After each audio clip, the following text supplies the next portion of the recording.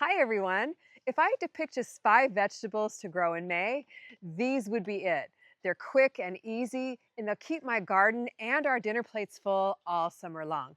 Now, if you're just starting out growing vegetables, these are great ones to begin with. Let's jump in. The first one and everyone's garden favorite are tomatoes. I absolutely love tomatoes, and I want to share some of my favorite varieties with you today. This one is a sun gold tomato. It's great to grow if you have some partial shade that you're not sure what to grow in because it's a smaller variety. It's a cherry tomato and they don't need as much sun in order to harvest. Now, look at how well this one is doing. I'm actually growing it in a fairly small space here, but the key, if you have a small space too, is to single stem your tomatoes. So this one, if you come around here and look, I actually trimmed off all the branches at the bottom, and then I'm tying it to this trellis so that it has plenty of room to grow up, saving the space here and not shading out the other vegetables. Now, tomatoes are a warm weather vegetable, so you southern gardeners can definitely get them planted outside right now. Now, if you live in a northern climate and you haven't yet started your seeds, you might want to just grab some transplants from the garden center because you do have such a short growing season. You want to get your tomatoes planted outside as soon as the weather gets warm. So starting with larger plants will help you get a harvest before things get too cold on the other end of the season in the fall. So limited by space, definitely grow them up. This arch trellis works very, very well for tomatoes. Now let me show you another way I'm growing them vertically right over here. Tomatoes are definitely one of my favorite things to grow because the taste of a homegrown tomato, oh, just the chef's kiss, right? So if you live in a southern climate and you haven't yet started your seeds, not too late. Get them going now. In about 6 weeks, you can get them out in the garden. One of my favorite ways to grow them is on the tomato string trellis. I did this last year, had great results. What it allows you to do is to grow more tomatoes in a smaller amount of space. These are only spaced about 1 foot apart, but the key is you have to single stem them. In other words, you're growing them off of one single stem and pruning off all the extra branches and little tiny suckers in between the armpits here of the main stem and the other lateral branches. So I'm just going to pinch this little baby off here so that way it manages the space and keeps them confined to just the branches that are fruit producing and a few little extra fan branches to help shade the fruit.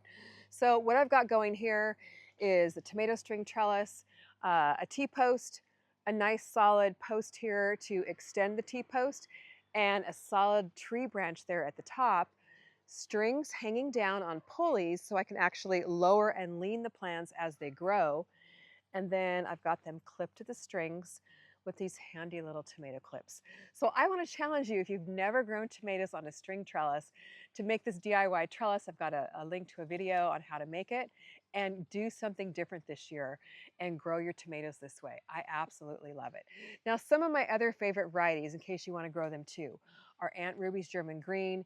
It's a gorgeous green tomato with a slightly pinkish, greenish striped center. It's so, so delicious. And then over here, I've got my pink Berkeley tie-dye, which I haven't actually grown for a couple of years, so I'm really looking forward to growing that again. It's a really productive tomato and absolutely gorgeous one as well. Now, I want to show you up here on my other string trellises. I just planted some varieties that I especially love, and they're just starting to take off. So come on up the hill with me. Now this tomato string trellis, I actually don't even have the strings up yet. If your garden is a work in progress, I'm right there with you.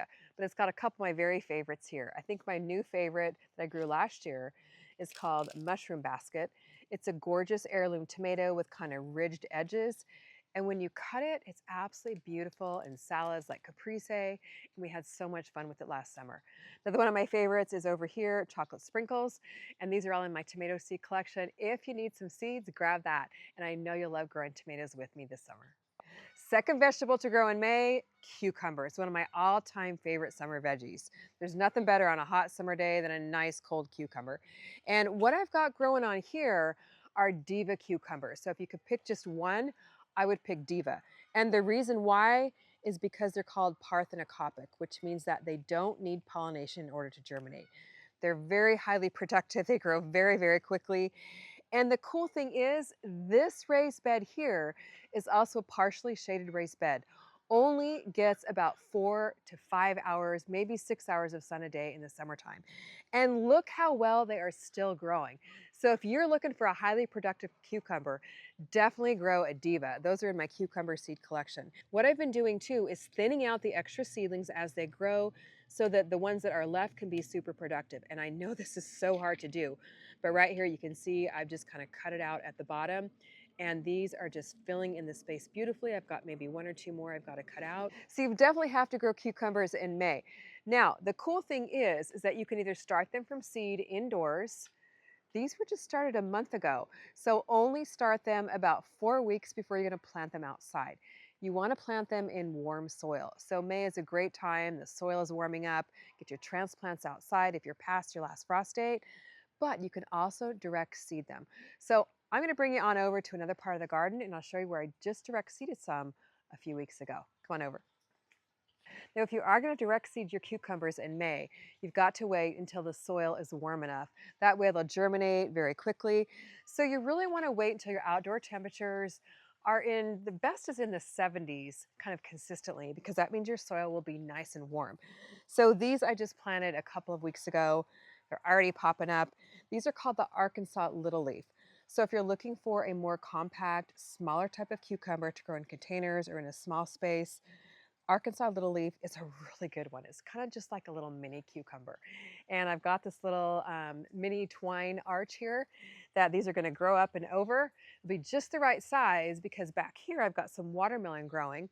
The cucumbers will grow low enough so they won't shade out the watermelon. If you're growing on a patio, a balcony, or a deck, you definitely want to be growing containers because they grow beautifully in containers. So here I've got a couple of Divas growing in a 15-gallon smart pot. And look at how well they're doing. They grow very, very quickly. You got to get them in a sunny spot and they will just really respond well to that.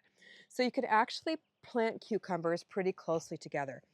I think I've got four cucumbers in here, each planted at one of the base of this trellis here. You do want about a 6-foot trellis for a full-size cucumber like a Diva. And it's just going to fill out here and really do beautifully in the sun. And the main thing with containers is to make sure that you fertilize them about once a week. They'll really respond well to that, and keep them well watered. And whatever you do, don't let the soil in your containers dry out because it can stunt your plants and really dramatically affect their growth. So if you have the opportunity, install the Mr. Landscaper patio and potted plant kit so that you can water consistently and don't have to worry about turning your water on and off. But the good thing about cucumbers is they are highly, highly productive. You'll definitely have plenty of cucumbers all summer long and even lots to share with your friends and neighbors, which is always fun. And by the way, you can also grow tomatoes in containers, even full-size ones, but you do need to have a pot that's large enough to handle them. So I recommend a minimum of a 10-gallon. This is a 15-gallon, which is even better for a full-size tomato plant. This variety is, I think, Aunt Ruby's German Green, which gets to about 8 to 10 feet tall. So I may need to even put in an extra stake for this plant. But if you don't have enough room, just grow a determinate variety or a dwarf variety. Here in this Cali Kim 5-gallon is actually a golden nugget. And I think I even stuck in a tiny Tim in here. So grow the dwarf, smaller varieties if you have smaller space, and you'll be all set with your tomatoes. Now, moving on to my favorite vegetable, number 3 for May, is basil. And it's actually an herb, as you well know. If you could grow any herb, I would definitely plant basil because it is such kind of your quintessential summer herb, like tomatoes are your quintessential summer vegetable. Of course, it pairs beautifully with tomatoes in a salad. You can grow it in a small 1-gallon container, in a 5-gallon container, or in a raised bed, an in-ground garden. I mean, basil is just so versatile. Now, one thing about basil is it doesn't like to be too terribly hot. So I actually like to grow it in some dappled shade, dappled sun, or morning sun, afternoon shade. It just seems to respond a little bit better to that. But there's so many beautiful varieties of basil you can grow. This is one of my favorite, Prospera basil, Genovese basil. There's this purple basil, which is beautiful. And I have some Culinary basil in here. Very easy to start from seed. Indoors, or actually as the weather warms up, especially here in May, is go ahead and direct seed your basil right in your garden beds or your containers. I mean, it really is just a beautiful aromatic herb, and we love picking off this little container here and just garnishing our garden fresh pizzas with this. It's a really fun herb to be able to pot up and even give to your friends if you have extra seedlings. You really can't go wrong with it. Next up is squash. Now, squash is a definite power producer. It grows a ton of veggies for you, and we love having it on the grill. I mean, once you plant squash, you're going to have plenty to give to your friends and neighbors, and in fact, to feed your whole neighborhood with. Next up is squash. Squash is what I like to call a power producer because it's one of those vegetables that just keeps on growing all summer long and grows you a ton of vegetables. We love squash on the grill, and we're never lacking for it in the summertime. May is a great time to plant squash because the weather's getting warmer, the soil's getting warmer. It's very much like cucumbers. It likes the warm weather and it likes the warm soil. Then you can direct seed it right in your garden beds or in your containers. It'll pop up really fast. Now, I've got squash growing here in all three of these red planters. And some of my favorite varieties are Butternut. I think this is a Costa de Romanesco. And I will be installing a trellis here, just haven't got to that yet, so that I can grow my squash vertically, again, to save a ton of space. But even if you're not growing a vining variety like butternut, spaghetti squash, even varieties like round zucchini or the scalloped squash, which is kind of like a flying saucer, looks kind of like a flying saucer. Another word for it is patty pan. You can also grow it vertically up a trellis simply by trimming out some of the lower leaves below the first set of blossoms, and then you can kind of train it up the trellis as you grow. Otherwise, it would be sprawling all over this whole entire area and taking up my whole garden bed. And I want to save I want to save room for other flowers and other vegetables that I'm planting in here. Now, I am doing something a little bit different with my squash this year, and that is planting it in this area. Last year, my squash didn't do too well because it was planted way over there and got shaded out by some trees. So this year, we've cut some of the trees down. This area gets plenty of sun. You want squash to have full sun. 8 to 10 hours a day is best, and you're sure to have plenty of squash all season long. So make sure you plant some in your garden too. Now, if you have the space, just plant some squash on the edges of your raised beds and let them sprawl. But be aware, they start off small, but they get large very, very quickly. So make sure you have the room for that. Now, it wouldn't be summer, it wouldn't be May without getting my peppers planted. I love me some peppers. They love the sun, so my fountain planter here gets about 10 to 12 hours of sun in the summertime. It's perfect for peppers. If you've got a nice sunny spot, get your peppers planted, whether it be sweet ones, hot ones. They come in so many different colors. They're such a fun vegetable to grow.